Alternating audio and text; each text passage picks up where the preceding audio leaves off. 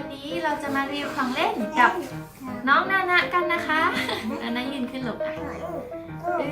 นี่อะไรคะของเล่นอะไรคะอันนี้เป็นของเล่นจากนมพีเดชัวนะคะเป็นเต้นสัตว์มหาสนุกใช่ไหมเอ่ยเต้นสัตว์แสนสนุกนะคะนานะอยากดูยังลูกอยากดูข้างในยังคะแกะกล่องกันเลยไหมโอเคไหมโอเคมาแกะกันเลยค่ะแกะกล่องมาแล้วนะคะข้างในก็จะเป็นเต้นใหญ่เลยเต้นสวนสัตว์แสนสนุกแล้วของนานะมีอะไรคะนี่เขามีแถมลูกบอล10 ลูกด้วยนะคะ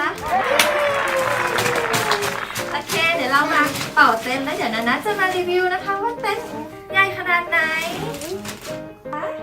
นานะช่วยอีเป่านะคะเสียงดังนะคะ one two three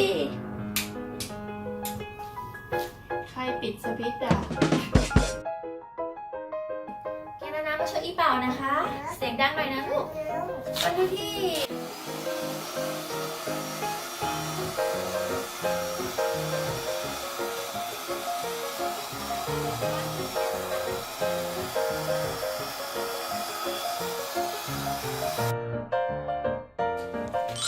เสร็จแล้วค่ะเต้นสวนสัตว์แสนสนุกของเรานะสนุกไหมลูกไหนนะเข้ามาสิคะ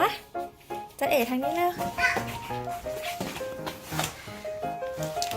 คักๆนะ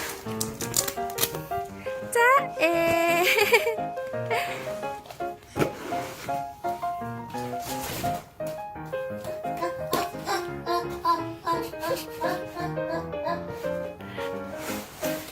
นะหัวฟูขนาดนั้นนะ